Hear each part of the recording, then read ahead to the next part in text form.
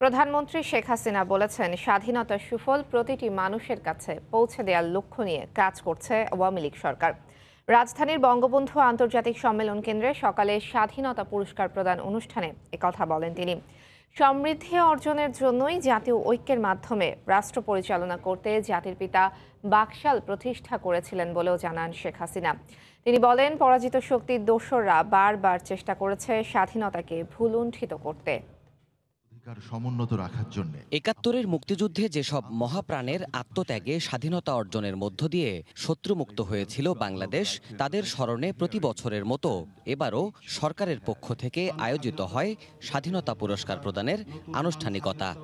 জাতীয় দিবস এবার সোমবার সকালে রাজধানীর বঙ্গবন্ধু আন্তর্জাতিক সম্মেলন কেন্দ্রে চলতি বছর সর্বোচ্চ বেসামরিক এই নাগরিক সম্মাননা প্রদান অনুষ্ঠানে যোগ দেন প্রধানমন্ত্রী শেখ হাসিনা।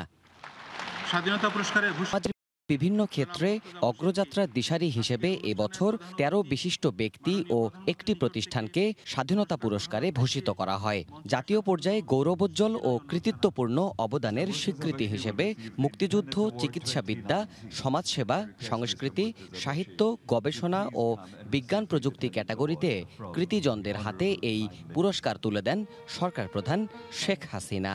৬৬ সালে তিনি ৬ দফা অনুষ্ঠানে প্রধানমন্ত্রী বলেন, অর্থনৈতিক সমৃদ্ধি অর্জনের জন্য সবার অংশগ্রহণে বঙ্গবন্ধু বাকশাল গড়ে তুললেও পরাজিত শক্তির দোসররা মিথ্যা অপবাদ ছড়িয়েছিল এর বিরুদ্ধে। আন্তর্জাতিক শক্তি পাকিস্তানি হানাদার বাহিনীকে সহায়তা করেছিল আমাদের স্বাধীনতা যাতে আমরা অর্জন করতে না পারি তার জন্য চক্রান্ত করেছিল। তাদের চক্রান্ত কিন্তু থেমে যায়নি। তাদেরই চক্রান্তের ফলে ৭৪-এর দুর্ভিক্ষ হয়, দেশের অর্থনীতির উপর আঘাত আসে। এমনি একটি অবস্থার মাঝে জাতির পিতা সিদ্ধান্ত নেন যে করেই হোক আমাদেরকে অর্থনৈতিকভাবে স্বাবলম্বী হতে হবে।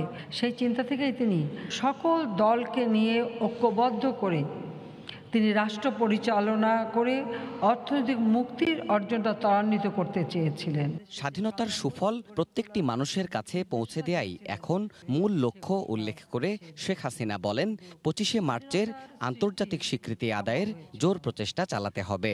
পাকিস্তানি হানাদার বাহিনী যে আমাদের উপর যে নিরস্ত্র বাঙালির উপরে গণহত্যা চালিয়েছিল, আমরা লাখো মানুষ হারিয়েছি।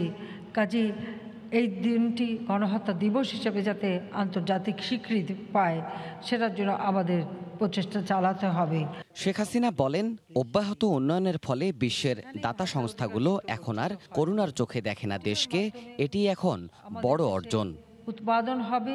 দেবাশিস রায়, সময় সংবাদ, ঢাকা।